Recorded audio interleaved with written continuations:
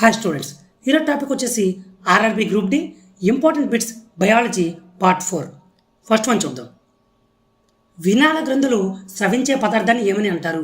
Option 1 రక్తం, option 2 lymph, option 3 ఎంజైమ్లు, option 4 హార్మోన్లు.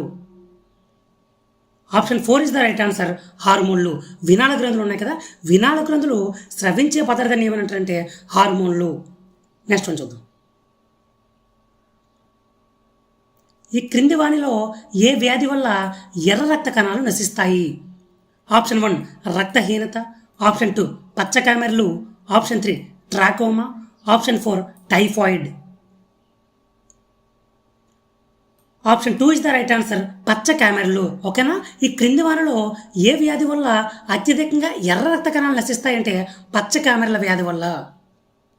నెక్స్ట్ వన్ చూద్దాం. ప్రసవ సమయంలో గర్భాశయ కండరాలు సంకోచ వ్యాకోచాలకు కారణమయ్యే హార్మోన్ ఏది?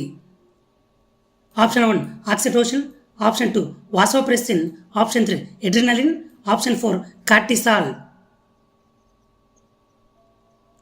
Option 1 is the right answer, oxytocin. ఇప్పుడు ప్రసవం జరుగుతుంది కదా, ఈ ప్రసవ సమయంలో గర్భాశయం దగ్గరకు ఉన్న కండరాలు కదలికలు ఏర్పడి ప్రసవం భూమిని శుభ్రపరచు తోటీలు అని వీటిని అంటారు.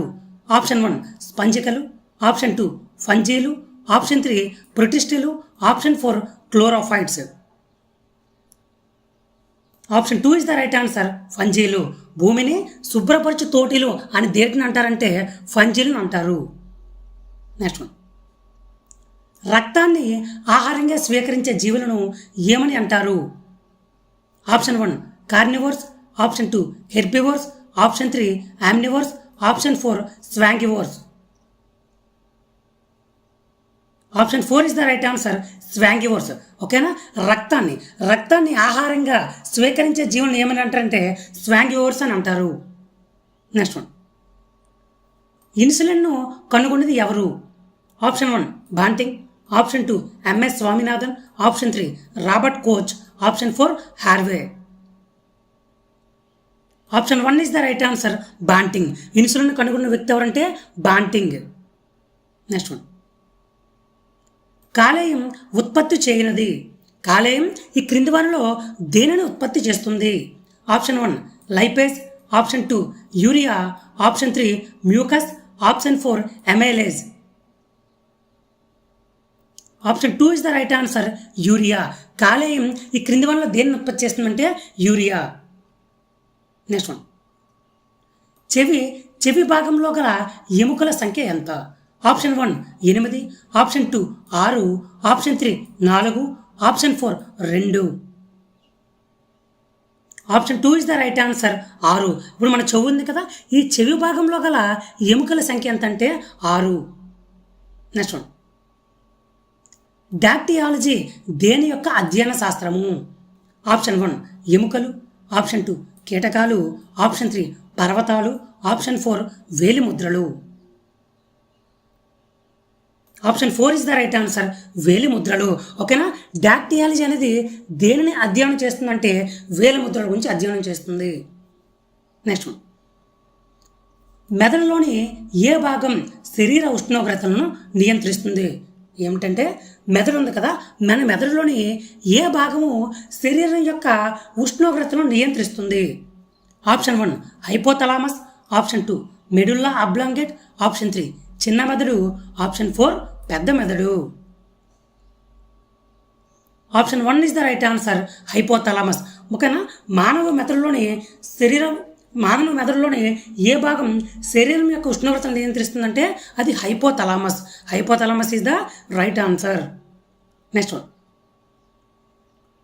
శిశువు లింగ నిర్ధారణను నిర్దేశించింది ఎవరు? అంటే ఇప్పుడు బాయ్ ఆర్ గర్ల్, ఒక అమ్మాయా అనే అబ్బాయి అని నిర్దేశించింది ఎవరు? ఆప్షన్ 1 తండ్రి, ఆప్షన్ 2 తల్లి, ఆప్షన్ 3 తల్లి మరియు తండ్రి, ఆప్షన్ 4 ఏదీ కాదు. Option 1 is the right answer, తండ్రి. మానవ శరీరంలోని ఇన్సులిన్ను ఉత్పత్తి చేయు భాగం ఏది? ఆప్షన్ 1 క్లోమం, ఆప్షన్ 2 కాలేయం, ఆప్షన్ 3 మూత్రపిండాలు, ఆప్షన్ 4 గుండె.